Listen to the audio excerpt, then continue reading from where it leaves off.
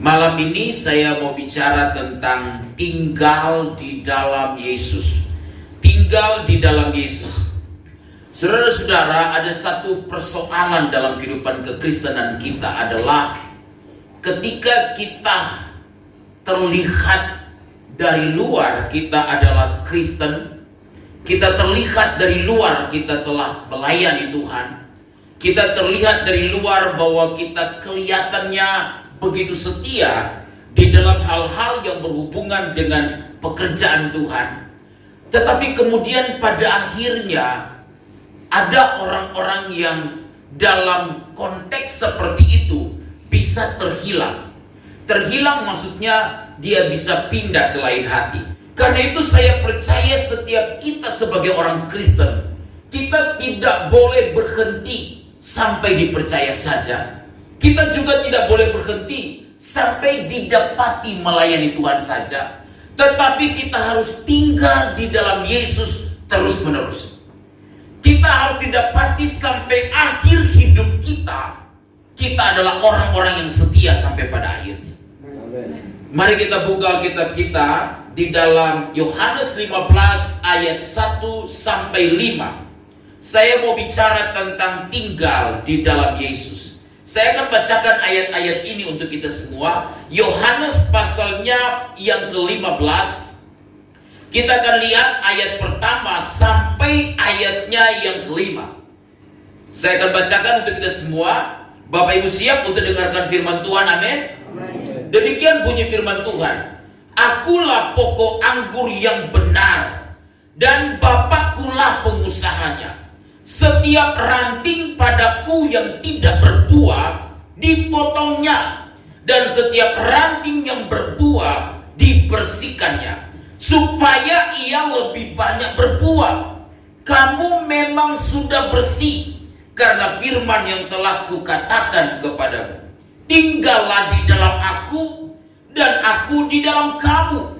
Sama seperti ranting tidak dapat berbuah dari dirinya sendiri kalau ia tidak tinggal pada pokok anggur, demikian juga kamu tidak berbuah jikalau kamu tidak tinggal di dalam aku. Akulah pokok anggur dan kamulah ranting-rantingnya. Barang siapa tinggal di dalam aku dan aku di dalam dia, ia berbuah banyak. Sebab di luar aku kamu tidak dapat berbuat apa-apa. Saudara-saudara, ada perbedaan antara orang Kristen yang sejati dan Kristen KTP, yang dari lahir Kristen dan di KTP-nya tertulis Kristen, atau KTP orang suka bilang Kristen tanpa pertobatan. Kristen KTP adalah orang yang mengaku dirinya Kristen, terlihat ke gereja bisa jadi, terlihat juga telah melayani Tuhan. Bisakah itu? Bisa saja demikian. Terlihat juga ikut doa. Bisa saja demikian. Tetapi tidak memiliki persekutuan pribadi dengan Kristus. Orang-orang Kristen yang modelnya seperti ini, biasanya kegiatan agama mereka adalah kegiatan agamawi semata-mata. Mereka belum pernah mengalami perjumpaan dengan Tuhan secara pribadi. Walaupun mereka terlihat aktif, saudara-saudara, walaupun juga mereka terlihat telah pelayanan. Sebaliknya, Kristen yang sejati adalah orang Kristen yang memiliki kehidupan yang terus-menerus terhubung dengan Yesus. Yang Yesus katakan mereka adalah orang-orang yang tinggal di dalam Dia. Orang Kristen yang sejati ini adalah orang-orang yang telah mengalami penebusan Yesus. Mereka telah dilahirkan kembali oleh Tuhan. Tetapi mereka juga adalah orang-orang yang tetap tinggal di dalam Yesus sepanjang hidup mereka. Bapak Ibu sudah dikasih oleh Tuhan, Dia Tuhan kita Yesus Kristus tidak hanya meminta kita untuk percaya. Mengapa? Iblis juga percaya Yesus adalah anak Allah. Iblis juga percaya bahwa Yesus adalah Tuhan. Tuhan tidak hanya meminta kita juga untuk bertobat, karena ada orang juga di luar sana yang bertobat dalam tanda petik, tapi kumat lagi. Namanya Kristen tobat dan kumat lagi. Yesus juga tidak hanya meminta kita untuk datang ke gereja dan beribadah ataupun melayani Dia. Tetapi di teks ini kita melihat ada tuntutan Yesus bagi saya dan saudara. Sebagai orang percaya yang sejati, sebagai orang Kristen yang sejati, apa yang Yesus tuntut bagi kita? Tinggal di dalam Yesus. Tinggal di dalam Yesus secara apa? Terus menerus. Tinggal dalam Yesus bukan hanya satu kurun waktu tertentu. Waktu kita sedang ditolong Tuhan, kita tinggal dalam Yesus. Atau waktu kita sedang kesusahan, kita tinggal dalam Yesus. Lalu keadaan berubah, kemudian kita juga berubah setia kita kepada Tuhan. Tinggal dalam Yesus adalah keputusan kita untuk mengikut Tuhan selama-lamanya dalam hidup kita. Tinggal dalam Yesus adalah kita mau berkata, sekali kita ikut Tuhan, kita tetap akan ikut Tuhan. Sekali kita melayani Tuhan, kita tetap akan melayani Tuhan. Jika kita percaya, kita harus terus percaya kepada Tuhan. Jika kita bertobat, kita tetap harus hidup dalam pertobatan. Jika kita melayani Tuhan, kita melayani Tuhan sampai Tuhan datang kembali. Jika kita berkata kita mengasihi Tuhan, maka kita tetap akan mengasihi Tuhan apapun keadaannya, apapun situasinya, apapun kondisinya. Kalau kita berkata aku mau mengampuni, kita tetap akan mengampuni selama-lamanya, seumur hidup kita, selama kita ikut Tuhan dalam hidup kita. Jika saya dan saudara berkata, Tuhan, aku akan memberikan yang terbaik untukmu, yaitu hidupku kuserahkan bagimu, maka itulah yang akan kita lakukan seumur hidup kita semua. Itu artinya kita tinggal di dalam Yesus. Saudara-saudara, tinggal di dalam Yesus berarti kita melayani Tuhan bukan hanya dengan suatu konsep kita melayani Tuhan semata-mata di dalam logika kita. Tinggal dalam Yesus bukan hanya berarti kita ikut Tuhan dengan perkara-perkara yang bersifat teoritis semata-mata. Tetapi tinggal di dalam Yesus, kita harus mengalami dan menghayati kehidupan Yesus sepanjang jalan hidup kita. Kita mengikuti jejak-jejak Yesus. Itulah yang Dia tuntut bagi saya dan saudara. Mengapa banyak orang Kristen bisa pindah ke lain hati seperti saya katakan tadi? Karena tidak tinggal di dalam Yesus. Mengapa banyak pendeta bisa pindah ke lain hati seperti yang saya katakan tadi? Dan sekarang lagi tren bukan hal yang seperti itu, saudara-saudara, karena tidak tinggal dalam Yesus. Saya berdoa tidak ada seorang pun di antara jemaat Tuhan di tempat ini yang pindah ke lain hati. Amin. Karena itu untuk apa? Supaya kita tinggal dalam Yesus, supaya kita bisa berakar di dalam Dia, saudara-saudara. Kita bisa kokoh di dalam Tuhan, supaya kita tidak mudah terhanyut oleh berbagai cobaan, tawaran yang ada di luar sana. Saudara-saudara, dunia menawarkan perkara-perkara yang menggiurkan bagi saya dan saudara. Amin, saudara. Kadang-kala dunia menawarkan jalan keluar bagi saya dan saudara yang mungkin kita berpikir kayaknya Tuhan gak bisa memberikan jalan keluar, sehingga kita menerima semua tawaran tersebut dan akhirnya kita bisa meninggalkan Yesus dalam hidup kita. Saudara-saudara, mengapa kita perlu tinggal di dalam Yesus? Ini penting sekali untuk kita pahami. Alkitab berkata kepada kita demikian, saudara, ayat yang keempat dikatakan begini. Tinggallah di dalam aku dan aku di dalam kamu. Sama seperti ranting tidak dapat berbuah dari dirinya sendiri kalau ia tidak tinggal pada pokok anggur, demikian juga kamu tidak berbuah jikalau kamu tidak tinggal di dalam aku.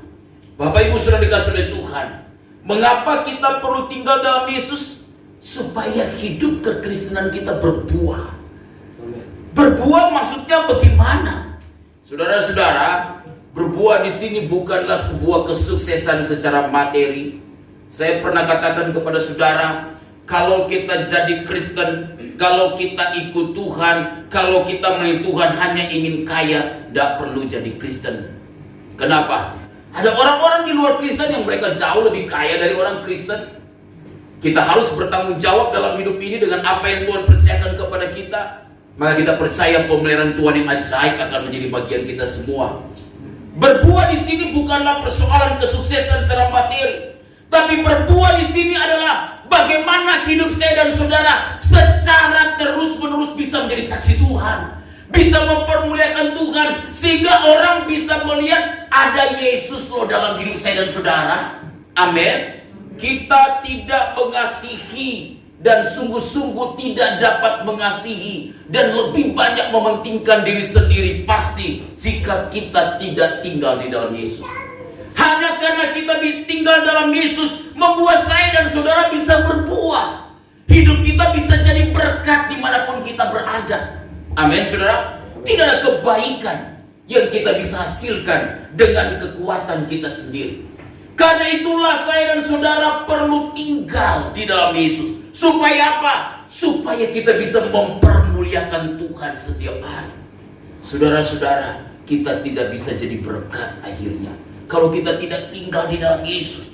Kalau kita tinggal di dalam Yesus, kata Alkitab, bukan hanya supaya kita bisa berbuah, tapi ayat 6 berkata kepada kita begini, supaya kita tidak dihukum bersama dengan dunia ini. Ayat 6 berkata demikian, saudara-saudara, barang siapa tidak tinggal di dalam aku, ia dibuang keluar seperti ranting dan menjadi kering, kemudian dikumpulkan orang dan dicampakkan ke dalam api, lalu apa? Dibakar. Kata Alkitab. Alkitab berkata begini, betapa tragisnya orang yang tidak tinggal dalam Yesus, tidak tinggal secara terus-menerus. Seperti yang saya katakan tadi, hidupnya akan mengalami penghukuman kekal di neraka abadi. Mati kekal di neraka adalah pilihan hidup yang akan disesali selama-lamanya oleh mereka yang tidak bersedia tinggal di dalam Yesus. Kristen sejati tidak hanya berhenti sampai dipercaya, tapi Kristen yang sejati perlu tinggal secara terus-menerus di dalam Yesus. Saudara akan temukan ada banyak godaan yang akan datang dalam hidup saya dan saudara. Satu ketika saya melayani dalam sebuah pelayanan kantor di daerah bandara. Dan pelayanan kantor itu setiap habis ibadah makan, lalu kemudian kami makan, lalu berkatalah pengurus yang ada di kantor ini, Pak, saya sebenarnya baru menjadi pengurus. Oh ya, sebelumnya siapa pengurus? Sebelumnya pengurus ada, Pak. Dia sebutkan namanya dan asal daerahnya. Terus kenapa nggak ikut lagi? Sekarang Pak sudah pindah ke lain hati. Maksudnya apa? Sejak dia naik jabatan, tawarannya tinggi, dia akhirnya tidak lagi bersama dengan kita. Saudara-saudara, ada banyak tawaran di sekitar kita. Kalau kita anak muda, kalau kita seorang gadis Kristen yang sejati, maka akan lewat pria-pria tampan yang mungkin tidak seiman dengan kita. Dan kita berkata, kayaknya gereja kekiraman stok. Habis stok kayaknya di gereja. Apakah ini dari Tuhan? Jelas bukan dari Tuhan, saudara. Jangan dulu bergumul, tapi saya mau gumuli pendeta. Jangan-jangan ini dari Tuhan. Jelas bukan dari Tuhan, saudara-saudara. Karena Alkitab mengajarkan kepada kita supaya kita itu harus merupakan pasangan yang seimbang. Karena gelap dan terang itu tidak bisa bersatu, kata Alkitab. Jadi sesuatu yang udah jelas hitam dan putih jangan dibuat abu-abu lagi. Tapi saya mau bawa dalam doa, Pak. Mungkin kalau saya puasa 40 hari dia bisa berubah. Mungkin yes, mungkin no. Maybe yes, maybe no. Tapi banyak no-nya. Ini masalahnya, saudara-saudara. Dan kita bisa berkata, tapi Pak Pendeta, ini dalam rangka penginjilan, supaya jiwa dimenangkan. Tidak perlu dalam rangka penginjilan, tidak perlu cari jodoh dalam rangka penginjilan. Berdoalah supaya Tuhan pertemukan saudara dengan orang yang seiman, orang yang mencintai Tuhan. Dan bukankah mereka ada di dalam gereja kita? Amin. Di rumah Tuhan. Yes. Saya susah cari jodoh di rumah Tuhan, Pak. Gampang di kafe. Ada orang yang berpikir begitu. Kalau saya ke kafe, kayaknya itu banyak yang bisa dijadikan jodoh. Saudara-saudara, carilah jodoh di tempat yang tepat. Amin. Tinggal di dalam Yesus itu berarti kita belajar untuk menyerahkan hidup kita sepenuhnya kepada Tuhan dan mengizinkan Tuhan yang atur kita, Tuhan yang pimpin kita. Bukan cuma kita tahu tentang Yesus, tetapi kita menghayati Yesus, mengikuti jejak-jejak Dia dalam setiap perjalanan yang kita lakukan selama kita ada di dunia ini. Pertanyaannya begini, kalau begitu, bagaimana supaya kita bisa tetap tinggal dalam Yesus? Supaya kita nggak mudah terombang ambing oleh dunia ini. Ya kan? Kita di hitam, kita jadi hitam. Kita di putih, kita jadi putih. Kita di abu-abu, kita jadi abu-abu. Saudara-saudara, kita harus menunjukkan identitas kita sebagai anak Tuhan yang sejati. Amin, saudara. Kita harus menunjukkan kita adalah surat Kristus yang terbuka, yang bisa dibaca oleh banyak orang. Pertanyaannya adalah bagaimana supaya kita tetap dapat tinggal di dalam Yesus. Saudara-saudara, pertama kita harus percaya bahwa Tuhan begitu mengasihi kita. Ini penting untuk kita mengerti, saudara. Karena ada orang merasa kayaknya Tuhan gak peduli lagi, karena Tuhan gak care lagi, sehingga dia akhirnya menemukan, oh kayaknya dunia lebih peduli dengan saya. Orang-orang ini bisa tinggalkan gereja, orang-orang ini bisa tinggalkan pelayanan, orang-orang ini bisa tinggalkan Tuhan dalam hidup mereka. Karena itu sadarilah bahwa Tuhan begitu mengasihi saya dan saudara. Saudara lihat ayat yang ke-9, ayat 9 berkata kepada kita demikian. Seperti Bapa telah mengasihi aku, demikianlah juga aku telah apa? Mengasihi kamu. Tinggallah di dalam kasihku itu, kata Alkitab. Salah satu strategi iblis yang membuat kita undur dari Tuhan adalah membuat keraguan di hati kita. Apakah Tuhan benar-benar mengasihi kita? Membuat kita tidak yakin akan kasih Tuhan bagi saya dan saudara. Saudara-saudara, Yesus sudah mati di kayu salib bagi saya dan saudara. Dia telah mengorbankan nyawanya di kayu salib untuk menebus saya dan saudara dari dosa. Sehingga ketika kita percaya kepada Tuhan sungguh-sungguh, kita beroleh keselamatan. Kata Paulus, sedangkan anaknya sendiri tidak disayangkan untuk diberikan kepada saya dan saudara, apalagi yang lain, apalagi pergumulan, apalagi persoalan, apalagi tantangan yang kita hadapi dalam hidup kita. Saudara-saudara, Tuhan sanggup untuk menyatakan kasih-Nya bagi saya dan saudara di dalam segala keadaan. Saudara-saudara, waktu kita sakit, waktu kita gagal, waktu kita tidak berhasil, waktu kita ditinggalkan, waktu kita mengalami lonely, kesendirian, kita mengalami keadaan yang tidak disupport, ketahuilah Tuhan ada bersama dengan kita. Amen. Tuhan hadir bersama dengan kita. Kasih-Nya begitu luar biasa, kasih-Nya begitu nyata bagi saya dan saudara. Banyak orang bisa meninggalkan Yesus karena merasa Tuhan tidak mengasihinya. Dia merasa dunia mengasihinya, dia merasa pacarnya mengasihinya, dia merasa kayaknya pekerjaannya ini lebih mengasihinya, lebih menarik perhatian dibandingkan Yesus. Saudara-saudara, kasih Yesus lebih besar dari apa yang bisa ditawarkan oleh dunia ini. Kasih Yesus lebih besar dari apa yang bisa disodorkan oleh dunia ini. Tidak peduli di mana kita berada, tidak peduli lingkungan di mana kita berada, seberapa hebatnya dunia menawarkan hal-hal yang menggiurkan bagi saya dan saudara. Tapi saya mau beritahu kepada kita, kasih Tuhan lebih ajaib bagi saya dan saudara. Kasih Tuhan lebih luar biasa bagi saya dan saudara. Tidak ada bandingnya bagi saya dan saudara. Saudara-saudara, tetaplah percaya bahwa kasih Yesus itu sangat nyata dalam hidup saya dan saudara. Dalam doa-doa saya secara pribadi, saya sering kali berkata kepada Tuhan, tak dapat kubalas kasih-Mu Tuhan. Apa yang bisa kulakukan untuk membalas kasih-Mu Tuhan? Tidak ada. Tidak ada juga yang bisa memisahkan kasih-Ku dari-Mu Tuhan. Tidak ada. Tidak ada persoalan, tidak ada pergumulan, tidak ada tantangan. Paulus menyebut begini, baik pemerintah-pemerintah, baik yang ada di sorga, yang ada di bumi, apapun itu, tidak dapat memisahkan kasih kita dari Tuhan. Amen. Mengapa? Karena Tuhan terlalu mengasihi saya dan saudara. Kasih-Nya itu tidak ada bandingnya, tidak ada tandingnya, tidak ada batasnya. Kita harus menyadari bahwa Tuhan begitu mengasihi kita, saudara-saudara. Sehingga waktu kita mengalami persoalan, kita akan berkata kecil. Kita mengalami pergumulan, kita akan berkata kecil. Mengapa? Karena Tuhan mengasihi kita. Berapa banyak orang Kristen yang kadang-kala berpikir, Tuhan kayaknya gak ngasihi dia. Waktu dia mengalami pergumulan, waktu dia mengalami persoalan, saya telah menemukan kadang-kala orang-orang Kristen berpikir, bukankah saya sudah berdoa, bukankah saya sudah berseru, bukankah saya sudah berharap kepada Tuhan, tapi kok Tuhan sepertinya tidak ada.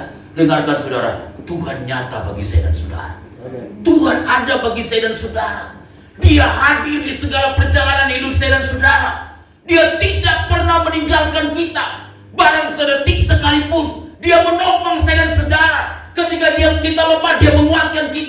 Ketika kita bimbang, Dia meneguhkan kita. Waktu kita jatuh, Dia mengangkat saya dan saudara. Bukankah dalam pengalaman-pengalaman pribadi kita telah mengalami kebaikan Tuhan dalam hidup saya dan saudara? Berapa banyak kita telah melihat bagaimana pertolongan Tuhan selalu nyata bagi saya dan saudara. Mari lihat waktu-waktu di belakang kita. Bukankah kita telah mengalami pertolongan Tuhan yang ajaib? Lalu mengapa karena ada sebuah persoalan, karena ada pergumulan yang kadang-kala muncul di hadapan kita masih mampu dan bisa berkata, apakah Tuhan baik? Saudara-saudara, kebaikan Tuhan itu tidak terhingga bagi saya dan saudara. Karena itu, untuk tetap tinggal di dalam Tuhan, percayailah, kasih Tuhan itu berlimpah bagi kita. Jangan cari kasih di dunia ini, saudara. Kasih di dunia ini mengecewakan. Jangan berharap pada dunia ini. Jangan berharap pada manusia. Karena pengharapan kita pada manusia akan mengecewakan. Berharaplah kepada Tuhan. Percayalah bahwa Tuhan tidak pernah biarkan saya dan saudara. Tetaplah percaya kepada firman-Nya yang adalah ya dan amin.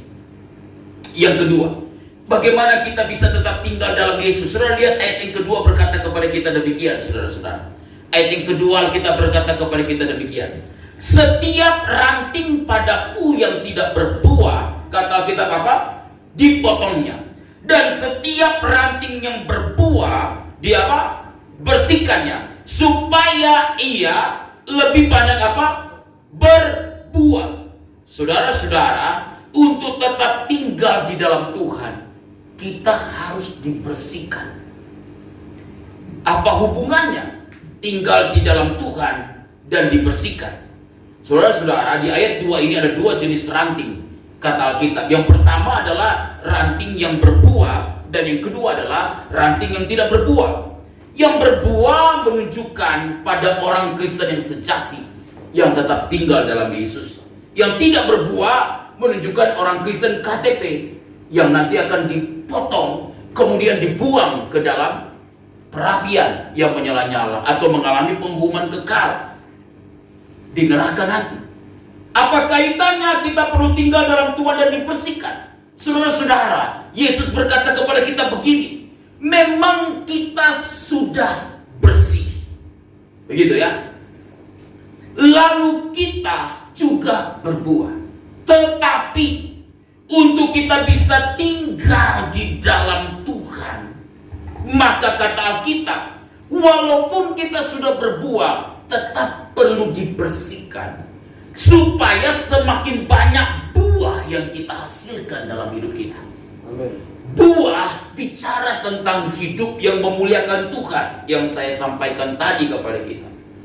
Artinya kalau saya dan saudara dibersihkan, semakin kita akan berbuah, semakin kita terhubung kepada pokok anggur itu, yaitu Yesus Kristus, maka terus akan menghasilkan buah sampai akhir hidup kita. Bagaimana cara Tuhan membersihkan kita? Lewat ujian, lewat penderitaan, lewat pencobaan. Kadangkala suami kita bisa menjadi ujian bagi kita. Kadangkala istri kita juga bisa menjadi ujian bagi kita. Kita dilatih bersabar menghadapi istri, menghadapi suami, menghadapi anak-anak yang modelnya seperti itu. Pikul saja salib kita sampai Tuhan datang. Itu cara Tuhan memproses kita. Yesus diuji di padang gurun. Paulus memiliki duri dalam daging yang ditafsirkan sebagai sakit penyakit yang itu tidak sembuh, walaupun dia doa orang lain orang sembuh. Daniel berada di gua singa, Yusuf di dalam penjara, Petrus disalibkan dengan kepala di bawah, kaki di atas, Yohanes dibuang ke dalam pulau Patmos. Artinya ada banyak tokoh Alkitab sepanjang sejarah gereja, anak-anak Tuhan yang diproses oleh Tuhan. Cara Tuhan membersihkan saya dan saudara adalah lewat proses, lewat ujian. Kita harus mencintai proses itu, saudara. Dan kita harus berjalan dalam proses itu. Tapi tahukah saudara, setelah kita bersedia taat dalam proses, Tuhan pasti angkat kita. Tuhan pasti promosikan saya dan saudara. Amin. Kita akan berbuah. Dan buah itu akan semakin banyak, akan semakin lebat dalam hidup saya dan saudara. Karena itu untuk kita tetap tinggal di dalam Yesus, mari kita harus bersedia dibersihkan hidup kita. Mari kita bersedia untuk dibarui oleh Tuhan. Tuhan bentuk kita, saudara. Dengan apa? Cara Tuhan, bukan dengan cara kita. Dengan cara Tuhan. Kalau kita tidak sabar, Tuhan akan membentuk kita menjadi pribadi yang lebih sabar. Kalau kemudian kita adalah seorang yang mudah marah, Tuhan akan mengizinkan ada potensi-potensi konflik dan dapat memicu emosi kita, dan kita dilatih untuk bersabar. Kalau kemudian kita orang-orang yang malas misalnya, ya Tuhan juga akan memproses kita. Ada orang-orang yang harus marahin kita supaya kita sadar bahwa kita ini sebenarnya malas ya. Karena kalau nggak ada orang yang marahin kita, kita pikir kita udah rajin ya. Padahal kita malas kan. Sehingga perlu dimarahin. Siapa yang marahin? Istri mungkin, suami mungkin, bos kita mungkin. Ngapain kamu duduk-duduk saja? Angkat tuh. Angkat apa bos? Angkat satu kontainer. Tak apa-apa. Itu cara diproses kita. Akhirnya kita jadi orang-orang yang lebih rajin. Ya, ngapain kamu di rumah saja? Ya, kenapa semua cucian banyak menggunung, piring, baju, semuanya? Ya, saudara-saudara, kita harus sadar. Lalu kita harus ikut dalam proses Tuhan supaya kita diubah oleh Tuhan menjadi pribadi-pribadi yang memuliakan Tuhan. Itu berarti kita akan berbuah lebat pada akhirnya.